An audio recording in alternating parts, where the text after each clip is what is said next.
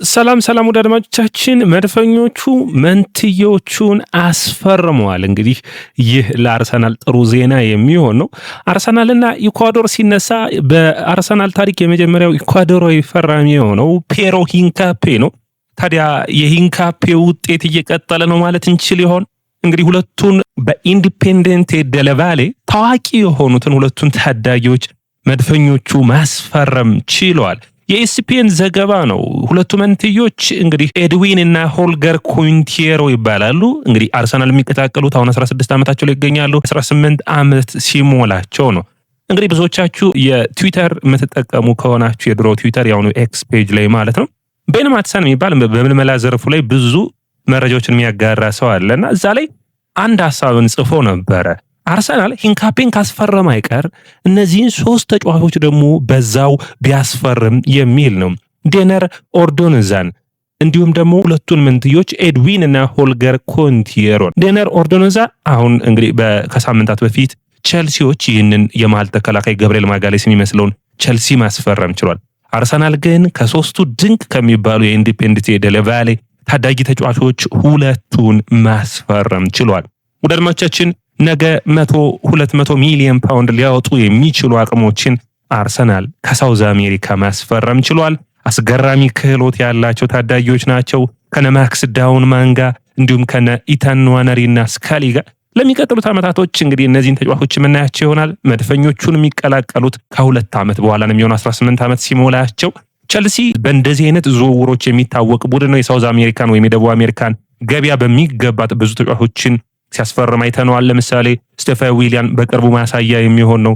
ታዲያ አርሰናልም ወደዛ ገበያ ለምንድን ነው የማይገባው የሚል ከፍተኛ የሆነ ወቀሳዎች ይደርስ ነበር። የአንድሬ በርታ አዲሱ የምልመላ ክፍል እነዚህን አይነት ሁኔታዎች መፍትሄ ለማምጣት በሚገባ ሰርቶ ኤድዊን ኮንቲየሮን እና እንዲሁም ደግሞ ሆልገር ኮንቲየሮን ማስፈረም ችሏል። ወደ አድማጮቻችን እንዴት ታዩዋቸዋላችሁ? የእነዚህን ተጫዋቾች ብቃት ያላቸውን ሁኔታ በዚህኛው ፕሮግራማችን የምናቀርብላችሁ ይሆናል። ታዲያ ይህ ያያ ስፖርት ነው። ያያ ስፖርትን ላይክ፣ ሼር፣ ኮሜንት፣ ሰብስክራይብ ማድረጋችሁን አትርሱ።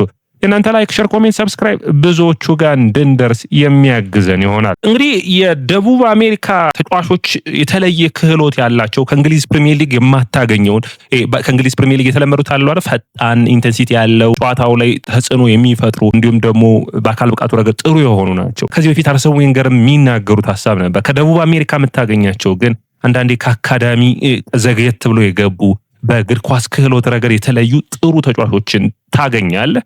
አሁን ደግሞ ዓለም ጠቅላላ የእግር ኳስ አይኖች ያሉት ኢኳዶር ነው ማለት ይቻላል። በነ ሞሰስ ካይሴዶ ወደ እንግሊዝ ፕሪሚየር ሊግ እንግዲህ ከመጡት ከዛ በመቀጠል አሁን በጥሩ ብቃት ላይ የሚገኘው በጥሩ ሁኔታ በጥሩ ፐርፎርማንስ ላይ ፔሮ ሂንካፔን አይተናል አይደለ? የኢኳዶር ብሔራዊ ቡድን ማንበል ነው። ከዚህ በፊት የሚታወቀው አንቶን ቫሌንሲያ ነበረ። ስለዚህ በአጠቃላይ በጣም ጥሩ የሆነ ለአርሰናል እድሎችን አምጥቷል። ታዲያ የኢኳዶር ደግሞ ተጫዋቾች የትኛው ነው ስትሉ ትልቁ ቡድን ኢንዲፔንደንት ደለቫሌ ነው።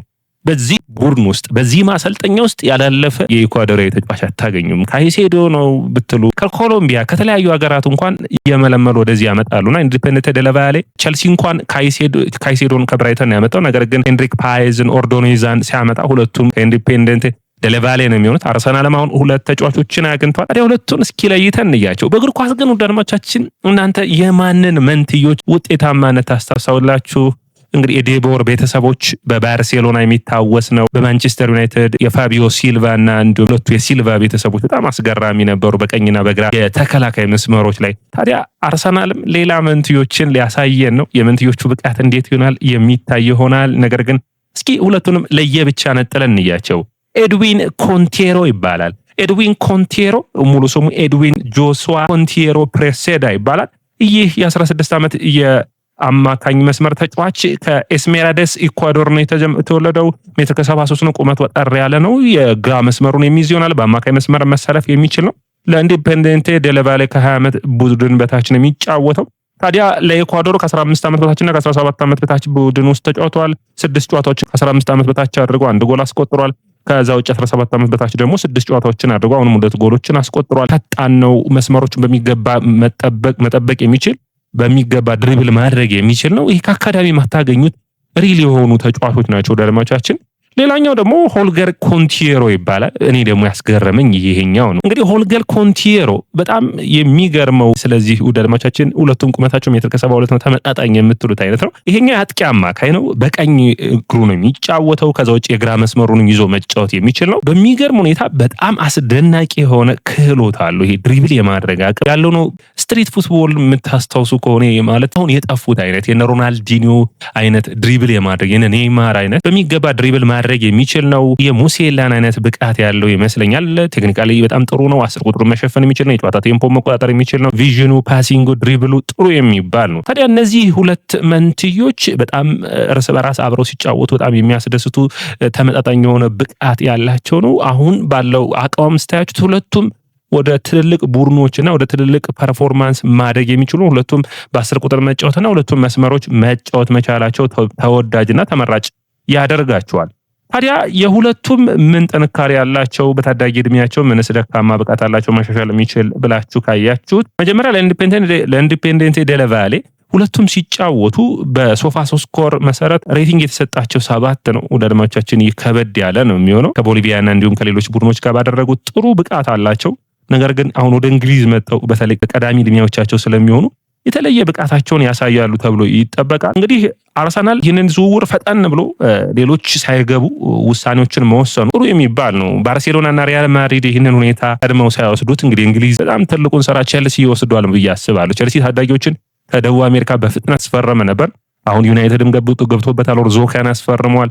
አሁን አርሰናልም ገብቶበታል። የደቡብ አሜሪካ ታዳጊ ተጫዋቾችን ቀድሞ ማስፈረም እንደ ትልቅ እይታ የሚታይ ነው። ታዲያ የኤድዊን ኮንቲየሮ ጥንካሬዎች ምንድናቸው ስንል በጣም ፈጣን ነው። ድሪብሊንጉ በጣም ጥሩ ነው። የጎል አስተዋጽኦም የተለየ ነው። በተለያዩ ቦታዎች መሰለፉ ጥሩ ነው። ነገር ግን ውሳኔዎችን በሚመለከት የአካል ብቃቱን ደግሞ ያው እንግሊዝ ስለሚመጣ እዛ ላይ መስራት ይጠበቅበታል። መከላከሉንም ማገዝ ይጠበቅበታል። ያጫወት ሂደቱ ግን ማድዌኬን የሚመስል አይነት ነገር አለው። በጣም ድሪብል በማድረጉ ነገር በጣም ፈጣን ደስ የሚል አይነት ድሪብል ያለው ነው። ሆልገር ኮንቲየሮ ቪዥኑ ኳሶችን የሚያይበት መንገድ ጨዋታዎችን ቴክኒካሊ ደግሞ በጣም የእግር ኳስ ደግሞ በጣም ቴክኒካሊ በጣም ጥሩ የሆነ ተጫዋች በጣም ያስደስተኛልና ፈረስተቹ ቦል ኮንትሮሉ ድሪብል የማድረግ አቅሙ በጠባብ ስፔስ በጣም የተለየ ነው። ድሎችን በመፍጠር ጥሩ ነው። ነገር ግን ይሄም ተጫዋቹ የሁለቱም ተጫዋቾች የአካል ብቃትና መከላከሉን ማገዝ የሚጠበቅባቸው ነው የሚሆኑት። በወጥነት ፐርፎርም ማድረግን እንግዲህ ወደ እንግሊዝ መጣው የሚጠበቅ ነው የሚሆነው። ታዲያ እነዚህ ተጫዋቾች ከነማን ጋር ይመሳሰላሉ ብላችሁ ካያችሁት ኤድዊን ኮንቲየሮ ከቡካዮ ሳካና እንዲሁም ደግሞ ማድዌኬ ጋር የሚመሳሰል አይነት ብቃት አለው። ሆልገር ኮንቲየሮ ግን የቲያጎ አልካንትራን አይነት የጄምስ ሮድሪጌዝ አይነት ብቃትን እያሳየ ይገኛል። በጣም ለአርሰናል እንግዲህ ሌላኛው በር ይሆናል ብዬ አስባለሁ። ምክንያቱም አንዳንዴ በ100 ሚሊዮን ፓውንዶች ተጫዋቾችን ያመጣ አትቀጥልምና ጥሩ ታዳጊዎችን ስታገኝ ደግሞ እንደዚህ አይነት ወሳኝ የሆኑ ፊርማዎችን ማከናወን ለአርሰናል አስፈላጊ ነው። ወደ አድማጮቻችን እንዴት አያችኋቸው እነዚህን ተጫዋቾች? ኮሜንት መስጫ ቦክስ ላይ ያስቀምጡልኝ። ይህ ያያ ስፖርት ነው። ያያ ስፖርትን ላይክ፣ ሼር፣ ኮሜንት፣ ሰብስክራይብ ማድረጋችሁን አትርሱ።